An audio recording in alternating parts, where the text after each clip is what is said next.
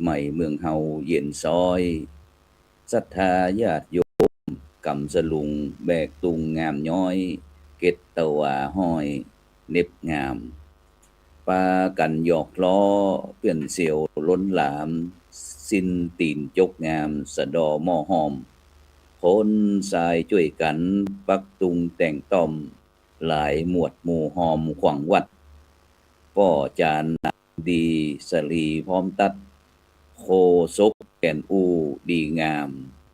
อูจาหยอกเชยจิจอดหยอดถามจ้างจาเอางามกำไม่มั่นตึงม่วนกันแต่หนาบ่มีหน้าบึงพ่องจอยติดซึ่งปิ่นเปียตาลม่วนกินหวานแต่งตัวงามเสียบ่าวฟ้อนดาบสู่จึงลายคนหนุ่มเอาเก้าคนเท่าเอาปลายสะบัดลวดลายกองใจตุ่มที่เล่าม่วนงันด้วยกันตะลุมมาตุ่มมาหุมหาหิวประกวดแข่งกันลาบงัวขมลิ้ว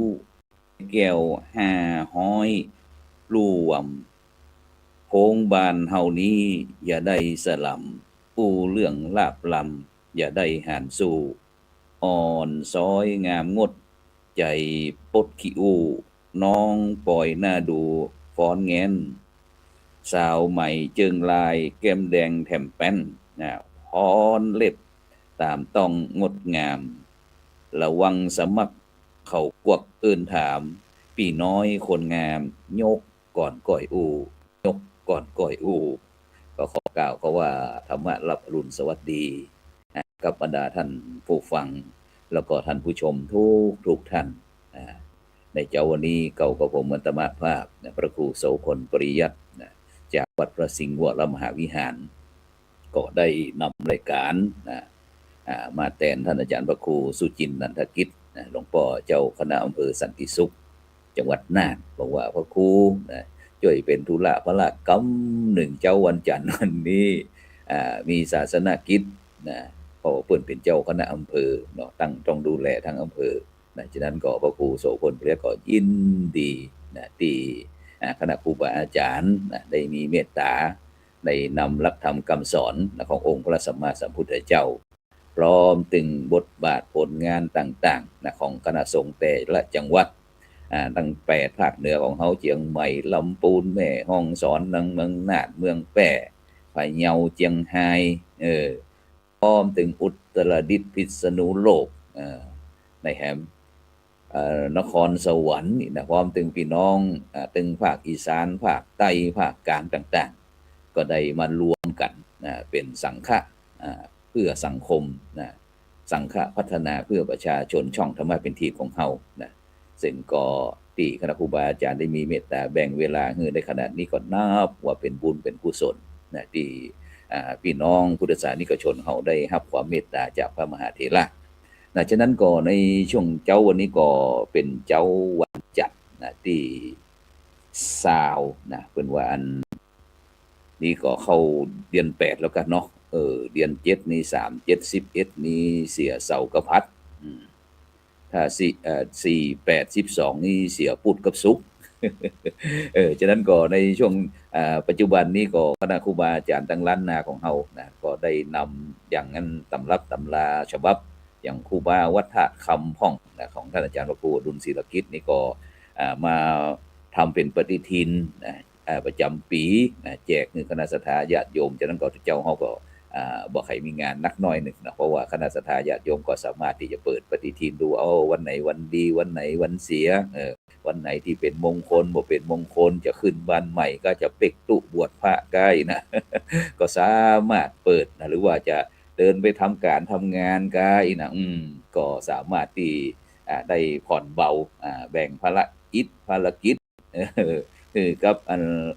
ครูบาอาจารย์ไปแต่จะได้กระตามบรรดาพ่อแม่พี่น้องคณะสัตยาญาติโยมทั้งหลายอย่างที่เฮาว่าอันประเพณีพื้นบ้านล้านนาของเฮาเนี่ยซึ่งถือว่าเป็นเสน่ห์อย่างยิ่งโดยเฉพาะอันงามยิ่งแล้วฝีไม้แก้วเมืองเหนือของเฮาเนี่ยสายใยสืบเครือโบราณเก่าเงาซึ่ง โดยเฉพาะ13 14 15 13เป็นวันสังขารล่อง14เป็นวันเน่าหรือวันเนา15เป็นวันพญาวันเป็นวันที่ทำบุญสุนทานเป้าหมายใหญ่เป็นวันใหญ่16วันปากปี17ส่งเคราะห์บ้านเบิกกานะก็แล้วแต่นะซึ่งโดยเฉพาะก็แน่นอนละอาหารประจำก็คือแกงมะนูนลาบนะเพื่อเราจะได้มีโจกมีลาบนะแต่จะได้ก็ตามบรรดาท่านผู้ฟังทั้งหลายนะที่แต่ว่านี่เราได้อู้ถึงเรื่องที่พระพุทธเจ้าได้มีพระพุทธภาษิตกล่าวว่าธรรมะกาโมภวังโหติธรรมะเทศสีปลาภโวซึ่งแปลจากความว่าผู้ใคร่ธรรมเป็นผู้เจริญผู้เกียรติธรรมผู้จังธรรมเป็นเสื่อมนะหลายท่านหลายคนอาจจะด้วยความตั้งใจก็ดีบ่ตั้งใจก็ดีมาแห่เหมาะนี่นะรายการธรรมะอรุณธรรมะรับอรุณกายง่าวนี่นะแต่บ่ได้ฟังแล้วเอาไปพินิจพิจารณาว่าตรงไหนเป็นประโยชน์ก็นำไปประยุกต์ใช้ในการดำเนินชีวิตของเราตรงไหนที่มันบ่เป็นประโยชน์ก็ขว้างไปเนี่ยเพราะมันเป็นอันอากาศนะชอบบ่ชอบตุกสุขก็อยู่ที่ตัวเราเองเพราะฉะนั้นเนี่ยความคนมีธรรมะหรือว่าเป็นผู้ที่ปฏิบัติตามธรรมเป็นผู้ที่มีจิตใจเจริญได้ชื่อว่าเจริญโดยธรรมเจริญโดยธรรมจะได้ก็คือทำดีตั้งกายตั้งวาจาแล้วก็ตั้งใจส่วนเจริญโดยปัญญาหูดีทำดีหูชั่วเว้นจากความชั่วฉะนั้นเนี่ยบรรดาท่านผู้ฟังทั้งหลายการกระทำต่างๆของคนมีธรรมะมีถูกเป็นส่วนใหญ่ผิดเป็นส่วนน้อยหรืออาจไม่ผิดเลยมีแต่ความกุ้งหุ่งเฮืองเพราะฉะนั้นการแก้ไขปรับปรุงตัวเองอยู่เสมอเป็นประจำเนี่ยถือว่าเป็นเรื่องสำคัญเป็นนิสัยของคนที่เจริญแล้วหรือว่าเป็นคนที่มีธรรมะส่วนที่บ่ฮู้จักแก้ไขปรับปรุงตนเองเลยนะมีแต่เอาดีใส่ตัวเอาค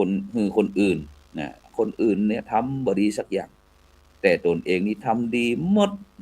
แต่บ่มีคนคบบ่มีเพื่อนมีฝูงจะนี้เป็นต้นนี่เป็นฮ้องว่าเป็นนิสัยที่ยังไม่เจริญหรือว่าเป็นคนไม่ดีเหมือนดังคำอันที่บุรพาจารย์บอกว่าคนดีชอบแก้ไขนะคนจังไรชอบแก้ตัวฉะนั้นเนื่องเทศกาลมหาสงกรานต์ปีใหม่เมืองปีนี้นะตั้งคณะสงฆ์จังหวัดเชียงใหม่นะคณะสงฆ์ภาค7ก็จะได้มีพิธีสามีจิกรรมสุมาคารวะพระมหาเถระเนื่องประเพณีใหม่เมืองประจำปี2569ในวันจันทร์ที่20เมษายนนะเวลา 13 นาฬิกาหรือว่าบ่ายโมงวันเนี้ยนะก็คือที่ยัตติพระวิหารหลวงนะวัดพระสิงห์วรมหาวิหารตำบลพระสิงห์อำเภอเมืองเชียงใหม่จังหวัดเชียงใหม่ซึ่งพระครูโสพลก็จะไปร่วมมันเป็น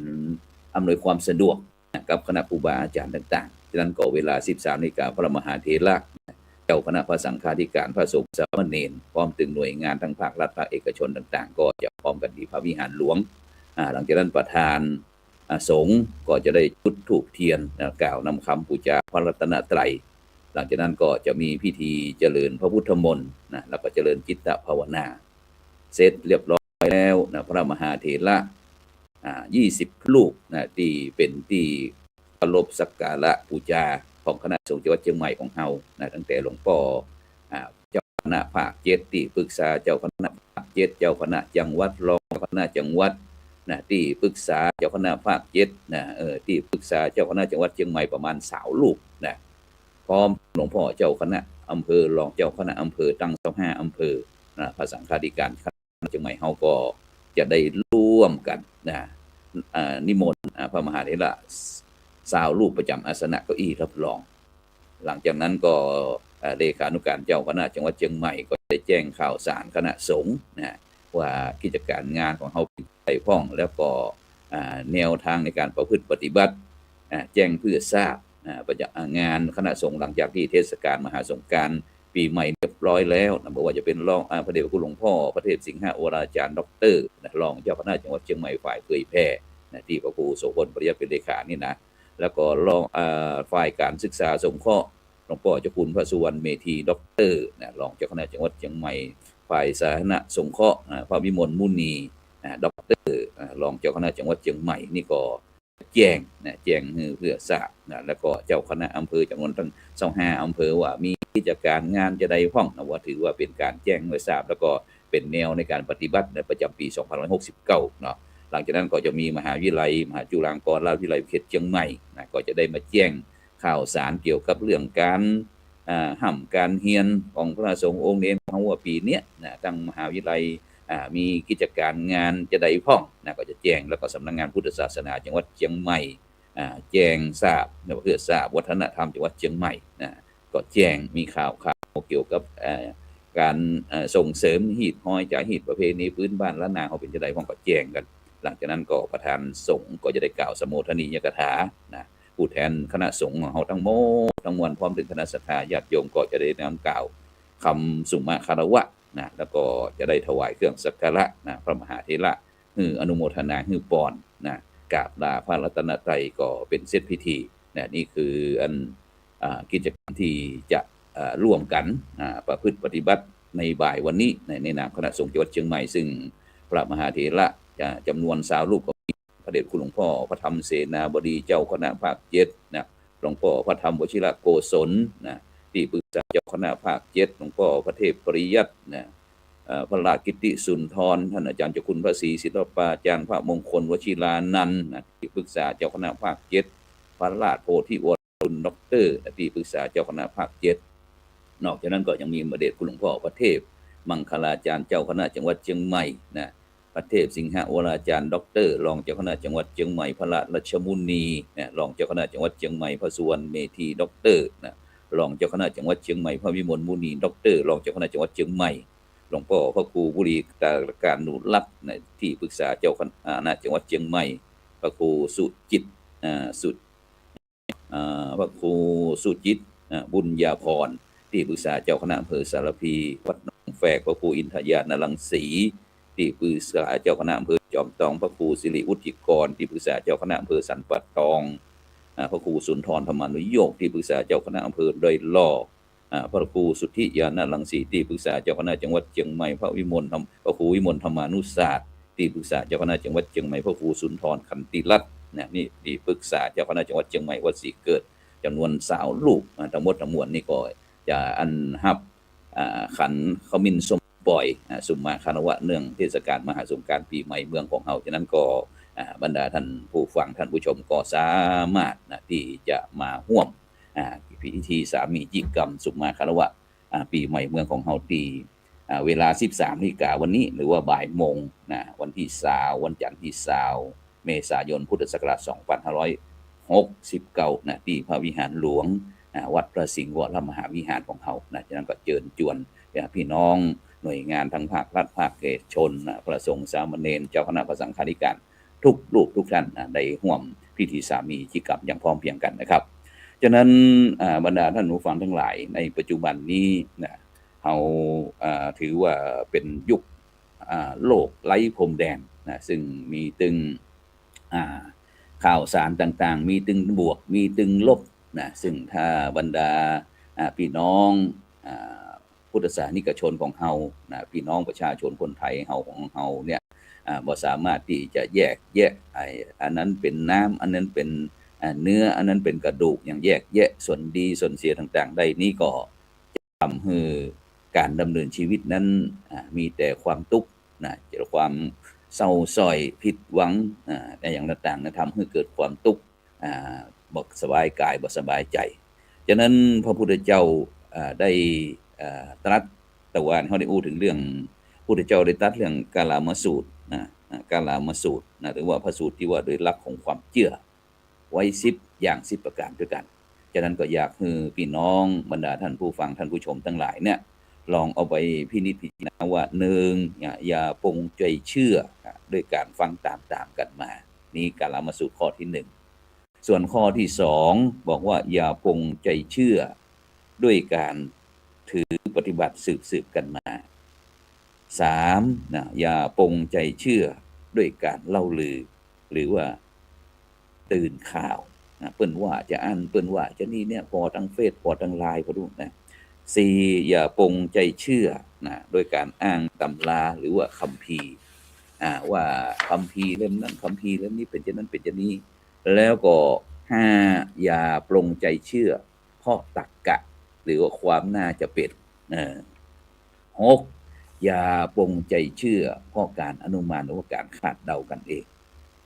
7อย่าปลงใจเชื่อด้วยการคิดตรองตามแนวเหตุผลเนี่ยแม้แต่เหตุผลก็ยังบ่ฮื้อเชื่อด้วยนะ8อย่าปลงใจเชื่อเพราะเข้ากันได้กับทฤษฎีที่พินิจไว้พินิจพิจารณาไว้แล้วหรือตรงกับความคิดของตัวเอง9อย่าปลงใจเชื่อเพราะมองเห็นรูปลักษณ์น่าจะเป็นไปได้แล้วก็